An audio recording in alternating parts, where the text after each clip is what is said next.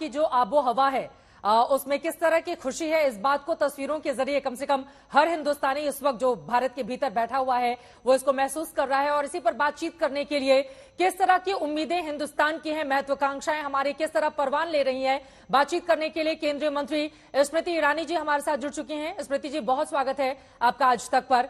और मेरा सीधा सा सवाल है, आज का दिन हर हिंदुस्तानी के लिए बेहद अहम, क्योंकि आज के दिन जिस तरह का जेस्चर प्रधानमंत्री नरेंद्र मोदी की ओर से दिखाया जाएगा जो बाइडेन के सामने, अमेरिकियों के सामने, वो काफी महत्वपूर्ण रहेगा। एक मंत्री होने के नाते आपकी क्या उम्मीदें हैं और कितना गर्व कर देने वाला ये पल हर भारतीय के लिए? ये गौरव मात्र एक मंत्री का नहीं बल्कि हर हिंदुस्तानी का है, क्योंकि 1.4 बिलियन हिंदुस्तानियों का प्रतीक बनकर हमारी अपेक्षाओं के, हमारे संकल्पों के और हम जिन आर्थिक परिणामों की कहीं ना कहीं बाट देखते हैं उनके कहीं ना कहीं वाहक बनके प्रधानमंत्री मोदी वर्तमान में अमेरिका की टूर पर हैं। मुझे लगता है कई लोग विश्लेषण में मात्र सिक्योरिटी डायलॉग अथवा डिफेंस के हमारे कोऑपरेशन के संदर्भ में चर्चा को केंद्रित रखते हैं। मैं 4-5 विषयों पर आपका ध्यान आकृष्ट करना चाहूंगी। आज 4 मिलियन से ज्यादा हिंदुस्तानी अमेरिका में सबसे बड़ा डायस्पोरा बनकर उभरे हैं। बिल्कुल। अमेरिका के समाज में, अमेरिका के अर्थतंत्र पर, अमेरिका की अपनी निजी राजनीति पर हिंदुस्तानी डायस्पोरा का एक बहुत बड़ा प्रभाव है।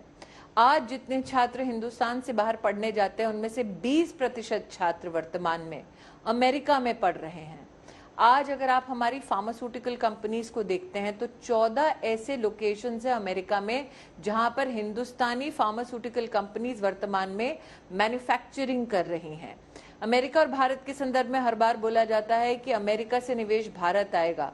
लगभग 2021 के साल में $51 बिलियन अमेरिका से एफडीआई की दृष्टि से हिंदुस्तान में निवेश के लिए आया। लेकिन ये बहुत ही कम चर्चा में आता है कि सीआईए की एक रिपोर्ट कहती है कि भारत के कंपनीज के लिए विश्व में 5-6 जो टॉप डेस्टिनेशंस है निवेश के लिए उनमें से एक अमेरिका है। सीआईए की एक रिपोर्ट कहती है कि अमेरिका में हिंदुस्तानी कंपनियों ने $40 बिलियन का निवेश किया है और 4 लाख नौकरियों का सृजन किया है। तो ये सारी चर्चाएं कहीं ना कहीं इस बात को उजागर करती हैं कि ये मात्र राष्ट्रपति बाइडेन, प्रधानमंत्री मोदी के भोजन के संदर्भ में नहीं है, प्रधानमंत्री की एक स्पीच के संदर्भ में नहीं है। प्रधानमंत्री ने जो राष्ट्रपति बाइडेन को गिफ्ट दिया है वो भी भारत की विरासत और भारत में विकास के क्या क्या अलग अलग आयाम उपलब्ध हैं उनको दर्शाती है। आप सबने आपकी स्क्रीन पर दिखाया कि एक चंदन की लकड़ी का बॉक्स प्रधानमंत्री ने राष्ट्रपति बाइडेन को प्रेषित किया। बिल्कुल। बॉक्स था चंदन का, चंदन था मैसूर से बनाया गया जयपुर के कारीगरों द्वारा। उसमें चांदी आई पश्चिम बंगाल से, गुड़ आया महाराष्ट्र से, चावल आया उत्तराखंड से, तिल के दाने आए तमिलनाडु से, नमक भले ही आया गुजरात से। लेकिन भारत की जो विविध उपलब्धियां हैं या विविध संभावनाएं हैं वो एक छोटे से गिफ्ट में आया है। दूसरा, श्रीमती बाइडेन को एक लैब ग्रोन डायमंड दिया गया है। हिंदुस्तान की ज्वेलरी की जो हमारी इंडस्ट्री है विश्व में सबसे ज्यादा पॉलिश्ड और कट के बाद डायमंड एक्सपोर्ट करने वाले राष्ट्रों में से राष्ट्र हिंदुस्तान बना है। लेकिन आज अगर हम इकोलॉजी की बात करते हैं तो लैब ग्रोन डायमंड के लिए हिंदुस्तान विश्व का सबसे बड़ा मार्केट बन सकता है, जहां पर देश भर से लोग आते हैं काम करने के लिए। तो एक साधारण कोई मैत्री की दृष्टि से आप इस टूर को ना देखें, चाहे वो एआई हो, चाहे वो क्वांटम कंप्यूटिंग हो, सब इलॉन मस्क के एक मैं मोदी का फैन हूं देखकर काफी प्रसन्न हुए। लेकिन अगर आप इलॉन मस्क का अपना इतिहास देखेंगे, वो इतने अस्ट्यूट एक निवेशक हैं कि जहां वो नई संभावनाएं देखते हैं प्रगति की, वहां अपने आप को संबद्ध करते हैं। तो क्या अमेरिका के साइंटिस्ट, क्या अमेरिका के थिंक टैंक्स, क्या अमेरिका के निवेशक सब एकजुट होकर जब प्रधानमंत्री मोदी का हर्षोल्लास के साथ स्वागत करते हैं तो वो स्वागत है हिंदुस्तान की काबिलियत का, वो स्वागत है हिंदुस्तान के साथ आर्थिक दृष्टिकोण से नए संवाद का या फिर नए रिश्तों को स्थापित करने का एक उनके लिए एक नया मुकाम है। ये तो हिंदुस्तान के लिहाज से आपने जितनी भी बातें बताई वो काफी ज्यादा अहमियत रखती हैं, लेकिन बार बार लोगों के जहन में यह भी सवाल आता है कि जिस तरह से पलक पावड़े बिछाकर राष्ट्रपति जो बाइडेन प्रधानमंत्री नरेंद्र मोदी का वेलकम कर रहे हैं, उसके पीछे अमेरिका की भी एक बड़ी मंशा है। उसको क्या हिंदुस्तान रीड कर पा रहा है? मुझे लगता है प्रधानमंत्री मोदी ने अपने 9 साल के कार्यकाल में हिंदुस्तानियों से मात्र एक ही निवेदन किया, हम अपनी क्षमता को पहचाने और मर्यादा की दृष्टि से अपनी उस क्षमता का निर्वहन करते हुए नई उपलब्धियों की ओर बढ़ें। हमारी क्षमता के ऊपर सबसे बड़ा प्रश्न चिन्ह आया था जब कोविड नाम की त्रासदी पूरे विश्व के सम्मुख प्रस्तुत हुई थी। तब विश्व भर में ये चिंता व्यक्त हुई थी कि हिंदुस्तान में 6 लाख से ज्यादा गांव हैं, ग्रामीण अंचल में लोगों का संरक्षण कैसे होगा, क्या उनको वैक्सीन मिलेगी, दवा मिलेगी।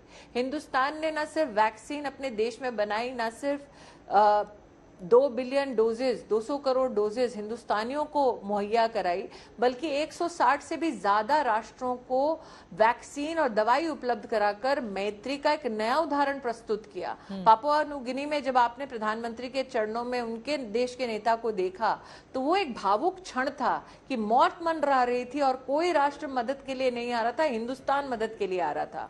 तो मुझे हिंदुस्तानी होने के नाते इस बात का गौरव है कि हाँ, हमारे देश ने उपलब्धियों के नए शिखरों को छुआ, लेकिन विनम्रता के साथ अपनी उपलब्धियों के बाद भी उन राष्ट्रों को संग रखा जो आर्थिक रूप से इतने विकसित नहीं थे।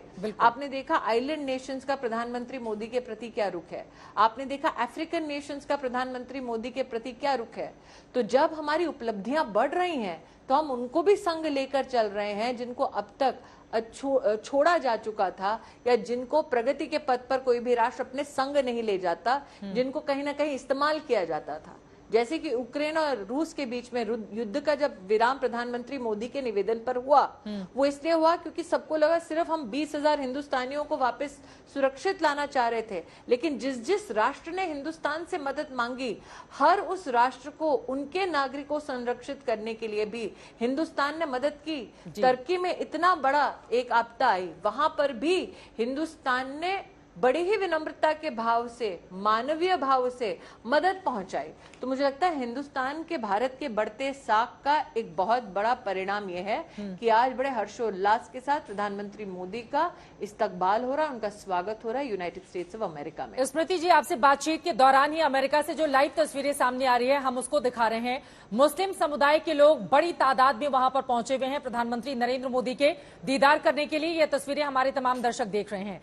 उसके पहले ठीक हमने 2 विंडो में दिखाया भी था कि बड़ी तादाद में, उसके पहले भी जब प्रधानमंत्री न्यूयॉर्क पहुंचे थे तो मुस्लिम कम्युनिटी ने उनका दिल खोलकर स्वागत किया था। लेकिन हिंदुस्तान के भीतर से एक तबका ऐसा है जो इसे लेकर बार बार सवाल खड़े करता रहा है।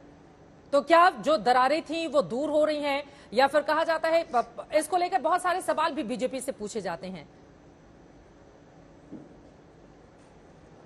मैं इतना ही कहना चाहूंगी कि आज जो स्वागत प्रधानमंत्री मोदी को दिया जा रहा है, वो ना सिर्फ उनकी निजी निष्ठा के लिए दिया जा रहा है, उनके निजी नेतृत्व के लिए दिया जा रहा है, बल्कि साथ ही उनके नेतृत्व में कैसे हिंदुस्तान का नागरिक सहभागी हुआ। प्रधानमंत्री मोदी के नेतृत्व को सबसे जो अनोखी बात डिफाइन करती है, he is the people's prime minister who ensured people's participation and partnership in democracy. कि जब उन्होंने आह्वान किया कि आप प्लीज शाम को आए, हमारे सारे हेल्थ केयर के फ्रंटलाइन वर्कर्स का आप अभिनंदन करें, तो लॉकडाउन की अवस्था में भी हर घर से दिया जलाया गया। बिल्कुल, ये प्रधानमंत्री मोदी के प्रति उनके राष्ट्र के नागरिक का विश्वास दर्शाया जाता, मतलब उसका एक बहुत बड़ा उदाहरण है। तो आज भारी संख्या में देखिए, जीवन की आपाधापी में अमेरिका में लोगों को अपनों के लिए वक्त नहीं होता। यहाँ लोग अपना सब कुछ छोड़ प्रधानमंत्री मोदी का स्वागत करने आए हैं। बिल्कुल। तो चाहे वो नागरिक हमारा आंध्र से हो, तेलंगाना से हो, गुजरात से हो, महाराष्ट्र से हो, ये सब जो वर्तमान में अमेरिका में हैं, उनके लिए तो गौरव का विषय है।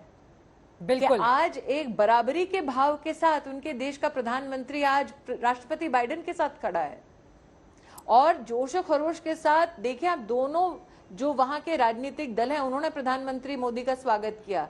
जब राष्ट्रपति ट्रंप थे तब भी स्वागत हुआ, जब राष्ट्रपति बाइडेन है तब भी स्वागत हुआ है। बिल्कुल। और जब राष्ट्रपति बराक ओबामा थे उस समय भी हमने ग्रैंड वेलकम देखा था। फिलहाल के लिए बहुत शुक्रिया केंद्रीय मंत्री स्मृति ईरानी जी आज तक से जुड़ने के लिए, और आज के इस महत्वपूर्ण दिन जब हिंदुस्तान एक अलग इतिहास रचता हुआ अमेरिका में देखने को मिल रहा है। इस महत्वपूर्ण विषय पर चर्चा करने के लिए